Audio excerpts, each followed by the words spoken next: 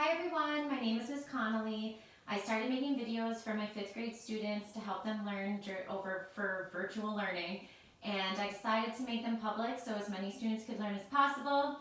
I received some requests for different grade levels, so that's what I'm doing now. If you have any topics you want me to cover, connollymathathome@gmail.com. Just pay attention, that's an O there, O-L-L-Y. If you have a question, send to that email. In the last video, I went over breaking both numbers apart. I used the area model. So if you want to take a look at that, that's another multiplication strategy that's important to understand. And in this video, I'm going to go over keeping one number whole. So this strategy is taught in 4th grade, and then we review it in 5th grade long before we teach the standard algorithm. So it is my expectation in 5th grade that students have a solid understanding of these strategies before we teach them the standard algorithm. So let's get started. Keeping one number whole, it's called. So let's start with, let's say we have 38 boxes, and in each box we have, let's start with a number in the teens, 17 oranges. Okay, just so you know, the multiplication symbol stands for groups of. So this means 38 groups of 17, and that would give us our total number of oranges, and that's what we're looking for, a total number of oranges. So in the last video, we broke up both numbers by place value. In this one, we're going to keep one number whole, and we're going to just break up one number by place value. So when I think about which number would be easier to multiply by in parts, I'm thinking I want to multiply by 10. I love 10, it's so easy. Let's make sure we just multiply by 10 here. So I'm going to keep 38 whole. I'm going to represent this with the area model, but I'm also going to do it with equations over here. So if we keep 38 whole on the area model, this whole, the width from here to here, is 38. I'm not breaking it up by place value, keeping it whole, nothing's happening there. What I am going to do is I'm going to break up 17 by place value. So, why do we do this? Because you know how to multiply by groups of 10. So, we're going to start with 38. Our goal by the end of this is to make sure we have 38 boxes that all have 17 oranges in them. So what I'm going to do first, and let me pretend this is one of my boxes of oranges. I'll just do one box of oranges. So this represents all 38, though I'm just going to represent with one. So down here, what's going to happen first is I'm going to break up 17 by place value, and I'm going to multiply 38 by 10. What does that mean is happening?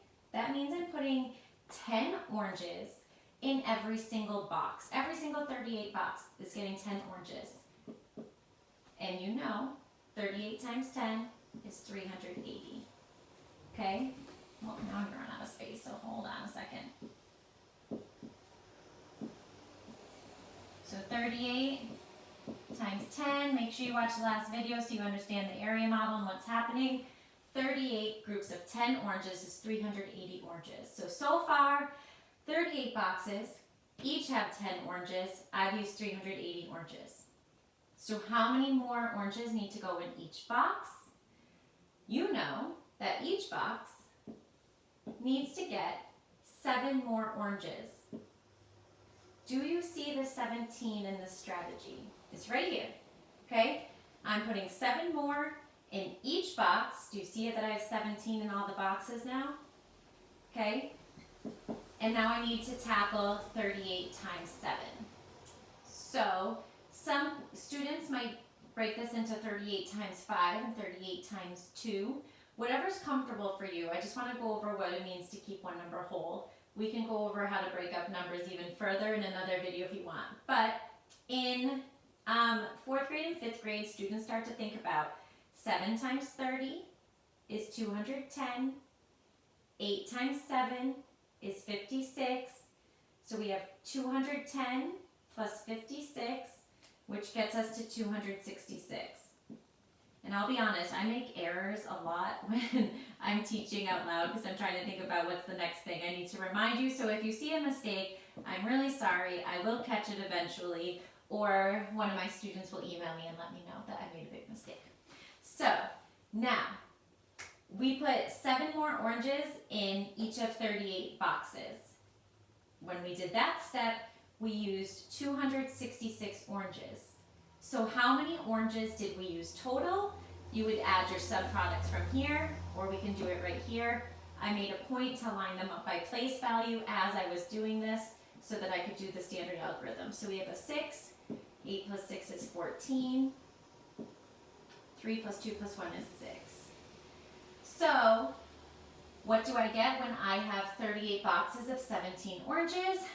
I have 646 oranges total. Okay, so let's review what happened. I kept one number whole. 38 did not change. I kept it all together. I chose to break up 17 by 10s and 1s because I felt it was something that I could do efficiently to multiply 38 times 10 and then to multiply 38 times 7. Okay, so let's continue with keeping one number whole. So that's one way we can break it apart.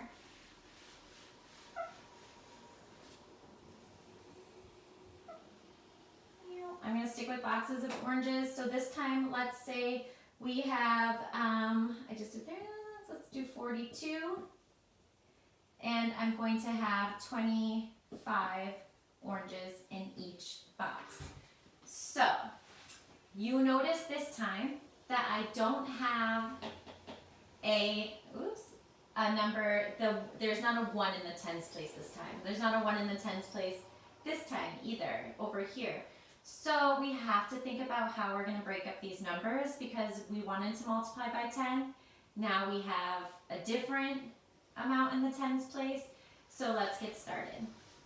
So I think that I'm going to keep 42 whole, but you can split up any number that you want. So I'm going to keep 42 whole. And I'm going to think about this 25. I'm going to break it up so that I'm not doing a ton of work.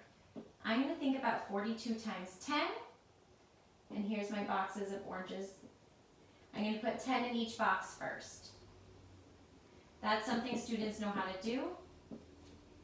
We get 420. Then I'm like, okay, well now can I just put 10 more in there? I'm doing the same step again. Well, not a lot of thinking because I already did that. And then I know I have 20 oranges in each box so far. So I'm going to put the last 5 oranges in each box so that every box has 25 oranges. Do you see the 25 broken into parts? I kept 42 whole. I split 25 into parts.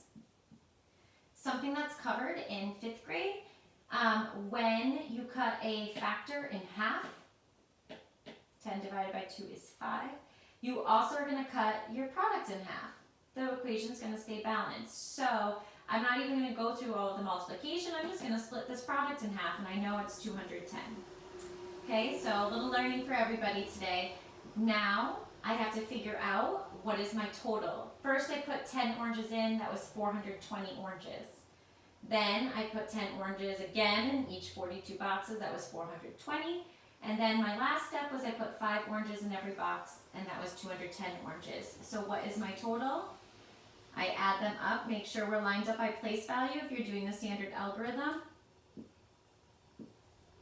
1,050 oranges. So that's one way to break up these numbers. Let's talk about another. There's several different ways to break everything up. So instead of starting with times 10, we could go ahead and break this into 10s and 1s. So we could think about it, and you could show this on the area model too. I'm just trying to get my videos not to be so long. So the first thing I'm going to do in all 42 boxes, I'm going to put 20 oranges in them. Okay, so I'm going to do 42 times 20. And I love this because it's a 2 here, and that's easy for me to work with. So I know 42 times 2 is 84. So I know 42 times 20 is 840.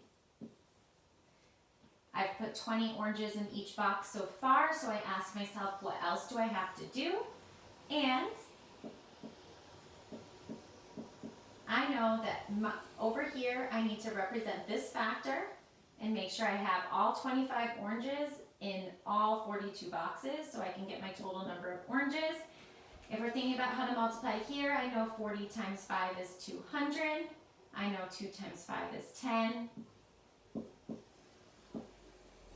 So I end up with my 1050 again. So that is another way we can break them up. So I didn't do times 10 times 10 times 5. I made it a little bit more efficient and went for just 2 steps and did all 20 at once. So whatever you're feeling most comfortable with, and then you want to kind of move to being more efficient. So you know there's a progression, and then there's still another way to break up these numbers. So let's think real quick about keeping all of the oranges whole. Okay, so this time, order doesn't matter in multiplication, so I'm going to bring my 25 over here. And I'm going to think about splitting up 42.